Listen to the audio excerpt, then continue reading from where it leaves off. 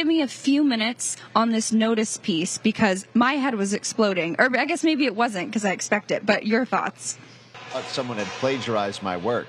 This concept I've been describing of a so-called professional class of regime change specialists at USAID, the State Department, and the CIA, and this language that I've been using for years now, which is that we have trained this professional class of government officials at USAID, the State Department, and the CIA with a very special set of skills, which is toppling governments that the U.S. State Department does not like, that the foreign policy establishment, U.S., U.K., NATO, our transatlantic alliance, when we need a government gone, we have a professional class of specialists we employ to do that work. And they are concentrated at USAID, the State Department, the Central Intelligence Agency, and all of the USAID and State Department funded NGOs and foundations and for-profit contractors of that network. And this is fundamentally what this group has been doing to and against Trump, taking that special set of skills to deploy U.S. government-funded NGOs against the democratically elected president. This is the group that we send in to topple a democracy when we do not like the democratic outcome of a vote. Mike, I think MSNBC, despite all the, brilliant luminaries over at the Bulwark like Sam Stein, when they're sitting there saying, well, this is the typical tariff playbook, there's one thing that was very distinctive about the Brazil tariffs, and that was the explicit mention, as you noted, of the censorship that they've been engaging in and the sort of weird Orwellian games that they're playing. So can you, to pivot to that, can you sort of walk us through the significance of the Brazil tariffs?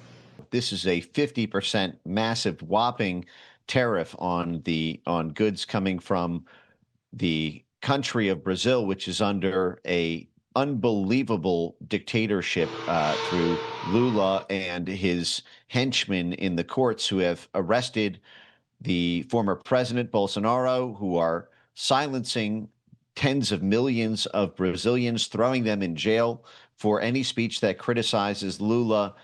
This is the thumb of a total dictatorship, something that we've not really seen in any Latin American country outside of Venezuela since the Cold War.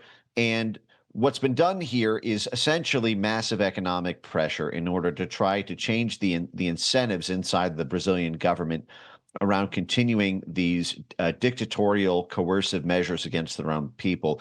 And the fact that this was explicitly done in the name of what Trump called digital trade, that essentially our social media companies and their ability to operate in foreign countries is part of the trade package that goes into the bilateral relationship. The fact is it was Lula's government that not only ordered the shutdown of X in their country, but also ordered massive fines and even seized assets from Starlink, a completely unrelated company, in order to put more pressure on X to censor as the government wanted. And so, given that Lula is only in power largely because the Biden administration orchestrated massive covert action to prop him up, there has been no pushback directly against the Lula government from the U.S. government, who they were in bed with on their way to power. But Trump has now basically signaled a massive change to that policy, and I think that the reverberations on that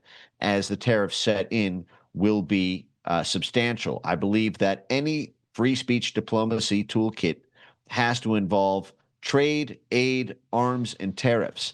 Every lever of our relationship with foreign countries should be leveraged to promote the universal human rights principle of free speech. We did this in the Cold War. This is how we opened up much of the Iron Curtain. This is how we promoted free speech, exported the First Amendment in spirit throughout the Cold War.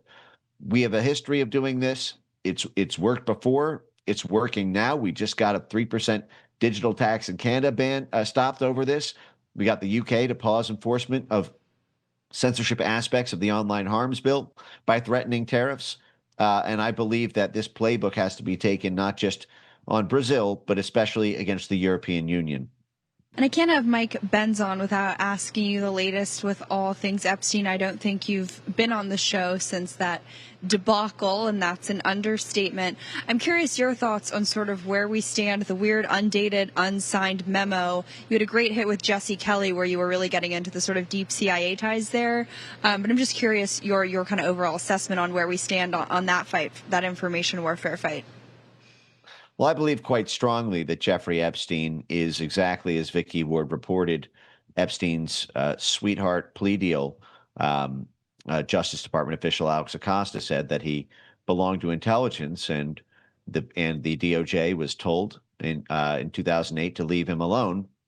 And I believe that there has been a cover-up of that aspect of the Jeffrey Epstein story, which obviously inverts the entire conception of Jeffrey Epstein, if indeed that is substantiated.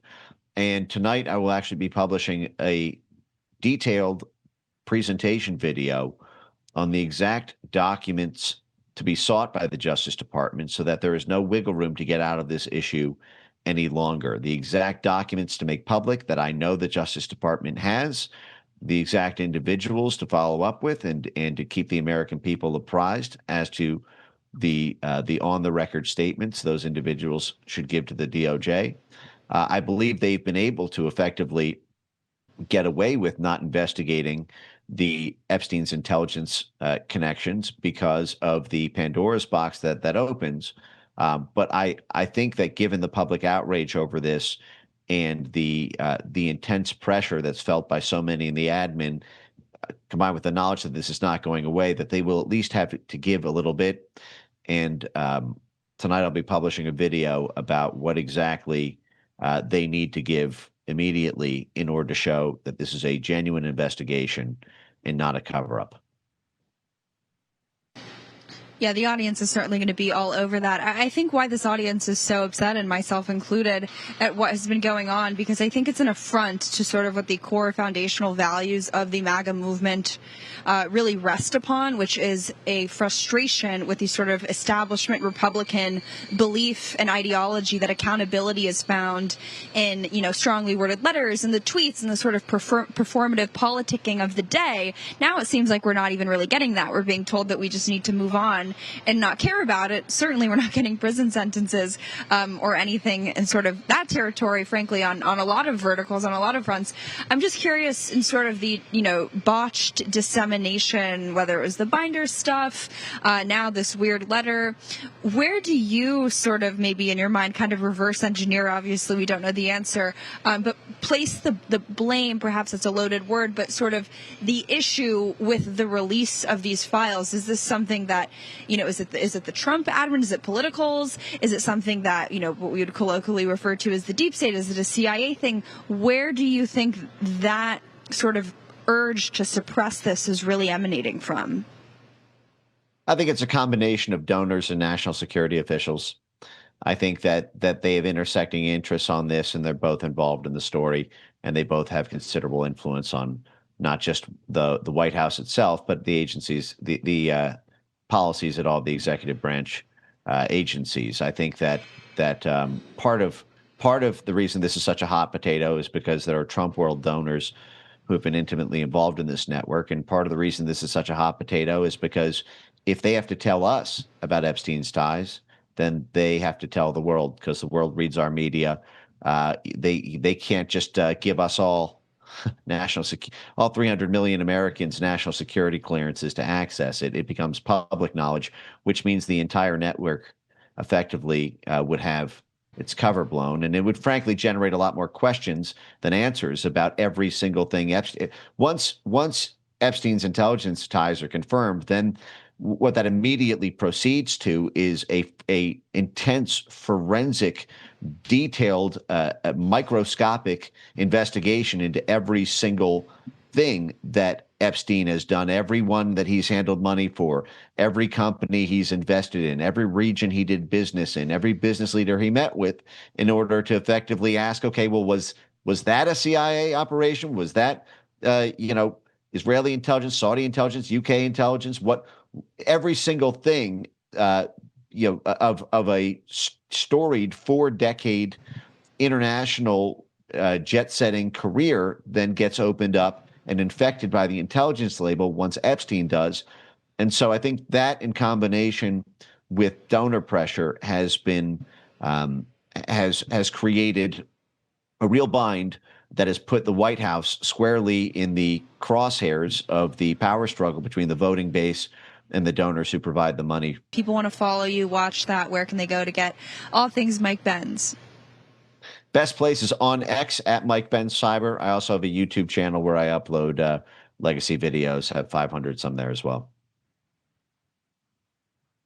Mike Benz, thank you for joining us. And sorry for all the hammer noises and hits you may have been hearing. That was not the deep state. We have it on good authority. That was real America's You're voice. always making noise. In the Always meantime. making noise, Natalie. Okay. I'm sorry.